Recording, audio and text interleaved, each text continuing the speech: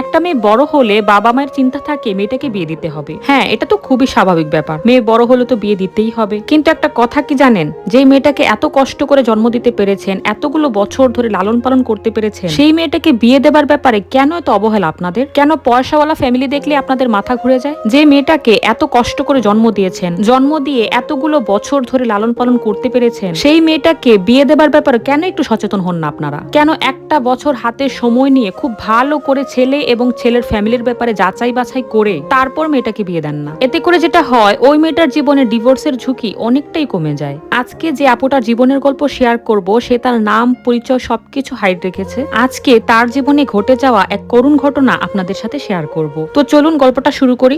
আমার বয়স যখন 14 বছর চলে, তখন আমার বড় আপুর বাচ্চা হয়েছিল। আর আপুর বাচ্চার দেখাশোনা করার জন্য আমি আপুর বাসাতেই থাকতাম। একদিন আপুর বাসায় হঠাৎ করে অনেকগুলো লোক আসে। তারা না বলেই আমাকে দেখতে আসে। আমি তখনও ফোন চালাতাম না, খুবই সহজ সরল একটা মানুষ ছিলাম। আমাকে দেখার পরে ছেলে তার মা বোন সবাইকে ফোন দিয়ে বলে, মেয়ে আমাদের পছন্দ হয়েছে, তোমরা তাড়াতাড়ি চলে আসো। এরপর তার পরিবারের সবাই আসে, এসে আমাকে খুবই পছন্দ করে।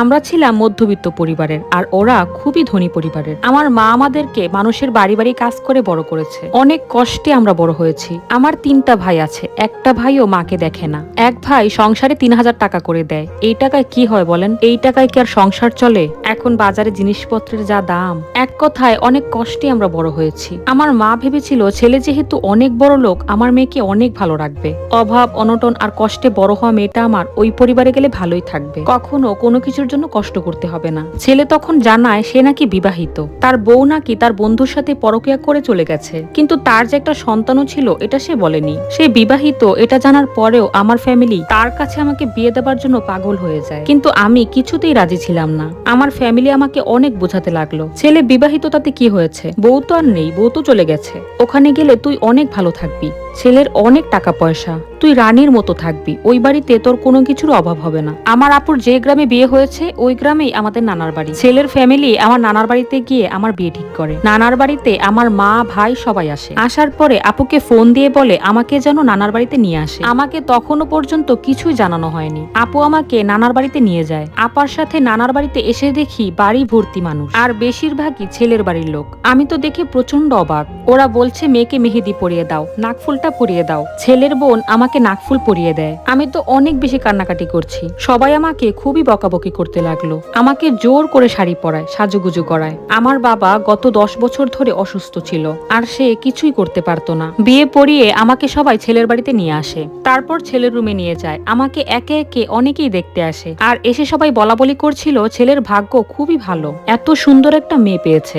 আমার স্বামী মূলত একজন প্রবাসী ছিল। সে 2 মাসের ছুটিতে দেশে আসছিল। আসার পরে মেয়ে দেখতে দেখতে 15 দিন কেটে যায়, আর আমি তাকে সব মিলিয়ে 1 মাস 15 দিনের মতো পেয়েছি। আমার স্বামী আমাকে এত ভালোবাসতো যেটা আমি ভাষায় বুঝিয়ে বলতে পারবো না। আমি রান্না করার সময় সে আমাকে সবজি কুটে দিত, আমার সব কাজে সে সাহায্য করত। আমার প্রতি তার ভালোবাসা দেখে আমি আস্তে আস্তে তাকে ভালোবেসে ফেলি, আর মনে মনে ভাবি আগের বউয়ের সাথে তার তো ছাড়াছাড়ি হয়েই গেছে, অযথা আর এগুলো ভেবে লাভ কি, ওই মেয়ে তো আর এ বাড়িতে আসবে না। শুনেছি তাদের নাকি 7 বছরের সংসার ছিল। ওই মেয়ে আমার হাজবেন্ডের বন্ধুর সাথে পরকীয়া করে পালিয়ে গিয়েছে, আর আমার হাজবেন্ড দেশে এসে তাকে ডিভোর্স দেয়। আমার স্বামীর ভালোবাসা পেয়ে আমি আস্তে আস্তে সব ভুলে যেতে লাগলাম। আমি তাকে নিজের হাতে খাইয়ে দিতাম, তাকে 1 গ্লাস পানি ঢেলেও খেতে দিতাম না। আর স্বামীর ভালোবাসা বলতে ওই 1 মাস 15 দিনের মতোই। আসলে আমি খুবই সহজ সরল ছিলাম তো, প্রেম ভালোবাসা এগুলো কেমন হয় তা সম্পর্কে আমার কোনো ধারণাই ছিল না। তাই স্বামীর ভালোবাসা পেয়ে আমি প্রচন্ড খুশি ছিলাম। সেই ছিল আমার প্রথম এবং শেষ ভালোবাসা। আমার শাশুড়ি আমাকে খুবই আদর করত, আর আমার বড় জায়ের মেয়ে ছিল আমার বয়স। ওর বড় ভাই ভাবি সবাই আমাকে মোটামুটি ভালোই বাসতো, কিন্তু ওর বড় ভাবি আমাকে যথেষ্ট হিংসা করত, এটা আমি বুঝতে পারতাম। এর কারণ ছিল ঘরের সমস্ত কাজকর্ম একা হাতে করাতে আমার শাশুড়ি আমাকে খুবই আদর করত। আমার শাশুড়ি নিজের হাতে আমাকে মাথায় তেল দিয়ে দিত, অনেক যত্ন করতো আমার। এটা দেখে আমার বড় যা সহ্য করতে পারতো না। তারা আসলে উপরে ভালোবাসার নাটক করত, যেটা বুঝতে আমার অনেকটা সময় লেগে গেছে। আমার স্বামী 1 মাস 15 দিন পরে বিদেশে চলে যাওয়ার পরে আমি খুব একা হয়ে যাই। প্রবাসে যাওয়ার পরে সে এত যত্ন করে আমাকে ঠকাবে এটা আমি কোনোদিনও কল্পনা করিনি আপু। আমি ভাবতেও পারি নাই সে আমাকে এত যত্ন করে ঠকাবে। প্রবাসে যাওয়ার পর থেকে সে আমাকে একদমই সময় দিত না, আর আমাকে প্রচন্ড বকাবকি করত। আশেপাশের মানুষ বলাবলি করতে লাগলো আবার নাকি সে আগের বউ নিয়ে আসবে।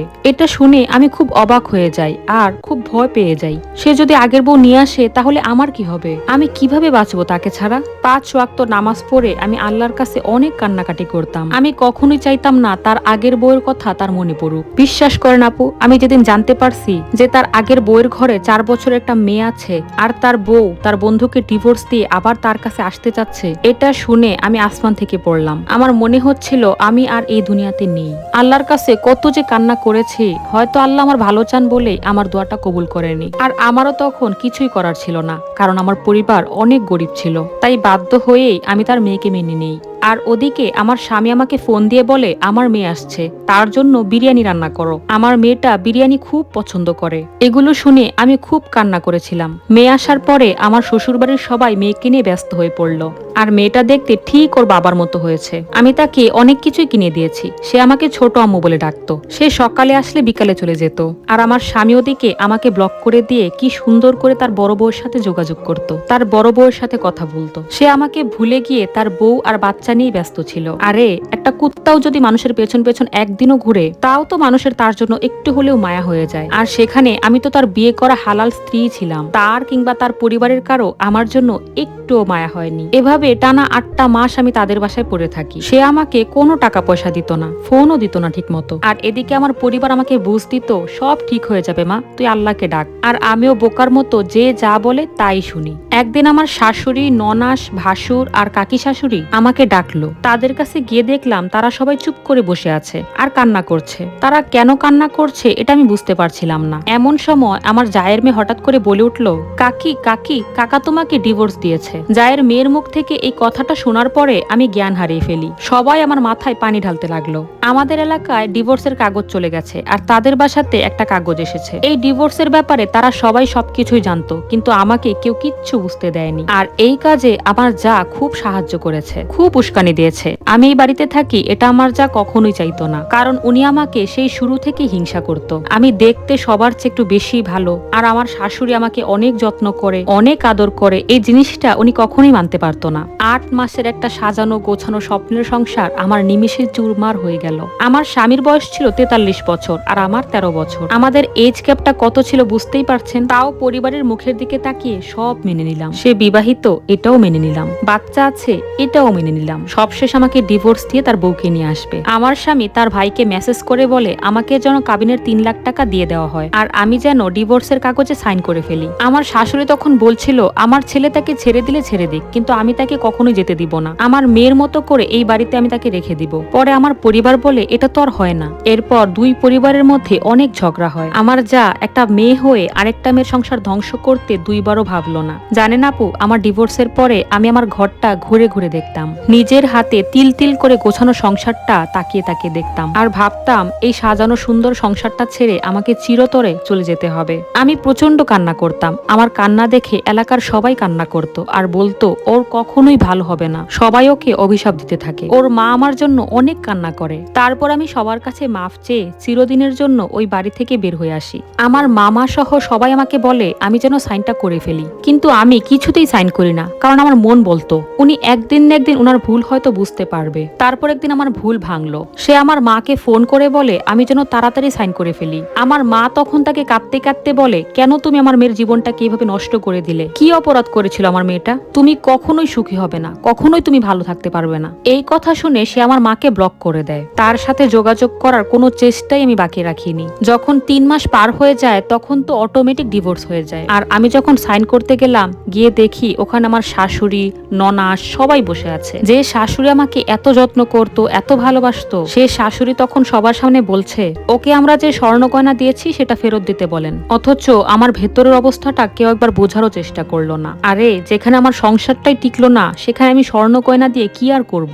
আমি তখনও পর্যন্ত বোকার মতো সবার হাতে পায়ে ধরছি আর বলছি আপনাদের ছেলেকে আপনার একটু বোঝান না। এটা বলার পরে আমি জ্ঞান হারিয়ে ফেলি। সবাই আমাকে জোর করে সাইন করায় আর আমার হাতে 3 3 লাখ টাকা দিয়ে দেয়। আমি তখন বলছিলাম যেখানে আমার সংসারটাই টিকলো না সেখানে টাকা দেওয়ার কি হবে। আমার কান্না দেখে সেখানে মেম্বার, চেয়ারম্যান সহ যারা উপস্থিত ছিল সবাই কান্না করছিল আর বলছিল ও এই কাজটা একদমই ঠিক করেনি, আল্লাহকে কখনোই সুখী হতে দেবে না। বাসায় আমি কারোর সাথে কোনো কথাই বলতাম না। বিবাহিত জানার পরে সেদিন যদি তোমরা বিয়েটা বন্ধ করে দিতে তাহলে আজকে আমাকে এভাবে চোখের পানি ফেলতে হয় না। আমার এই করুণ দশার জন্য শুধুমাত্র তোমরাই দায়ী। তারপর একদিন জানতে পারলাম আমার স্বামী নাকি আগের বউ বাচ্চাকে নিয়ে এসেছে, তাদের নাকি আরেকটা বাচ্চাও হয়েছে। তার যদি বউ বাচ্চা আনার এতটাই ইচ্ছা ছিল তাহলে সে আমাকে কেন বিয়ে করলো, আর এত কিছু গোপন করেও বা কেন বিয়েটা করতে গেল। আজ তাদের ছেলে মানুষের কারণে আমি ডিভোর্সি নারী, সমাজে আমার কোনো দাম নেই। কত মানুষের কত কথা যে শুনেছি, কত যে চোখের পানি ফেলেছি তার কোনো হিসাবই নেই।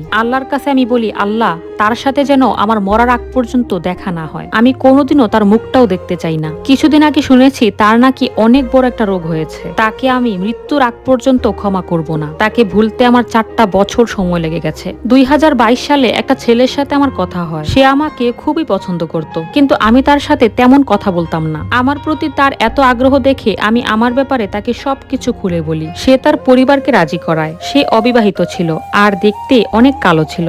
তারা আমার পরিবারের ব্যাপারে অনেক খোঁজ খবর নেয় আর আমার ব্যাপারেও খোঁজ খবর নেয়। তারপরে আমার ফ্যামিলি থেকে ওর বাড়িঘর দেখতে যায়, কিন্তু বাড়িঘর দেখতে যাওয়ার পরে আমার ফ্যামিলির তাদেরকে পছন্দ হয় না, কারণ তারা অনেক গরিব। তাদের বাড়ি থেকে আমার ফ্যামিলির লোকজন আসার পরে বলে এখানে বিয়ে দেওয়া যাবে না, ছেলে খুবই গরিব। আমার পরিবার তার কাছে আমাকে বিয়ে দেবে না শুনে সে অনেক কান্নাকাটি করে, আর আমিও ভয় পেয়ে গিয়েছিলাম যদি সে কিছু করে ফেলে। আমার পরিবারের লোকজন আমাকে যথেষ্ট মারধর করে, কিন্তু আমি তাদেরকে বলি আগের বিয়েটা তো তোমরা তোমাদের পছন্দেই দিয়েছিলে। ওই ছেলের আর্থিক অবস্থা কিংবা বাড়িঘর তো কম ভালো ছিল না, কই তারপরও তো আমি সুখী হতে পারলাম না। এখন আমি আমার পছন্দে একটা গরিব ছেলেকে বিয়ে করেই দেখি না কম খেয়ে কম পরে আমি ভালো থাকতে পারি কিনা। আমার হাজবেন্ড তো অনেক টাকার মালিক ছিল, আর সে আমাকে তার টাকা দিয়ে 1 মাসের জন্য কিনেছিল। ওই জানোয়ারকে তো আমি মরার আগ পর্যন্ত মাফ করতে পারবো না। এরপর আমার হাজবেন্ড সৌদি আরব থেকে ছুটিতে বাংলাদেশে আসে। আসার পরে আমাকে দেখতে আসে, আমাকে খুবই পছন্দ করে, আর দুই পরিবারের সম্মতিতে আমাদের বিয়েটা হয়ে যায়। আমাদের বিয়ের 2 বছর 2 মাস চলে।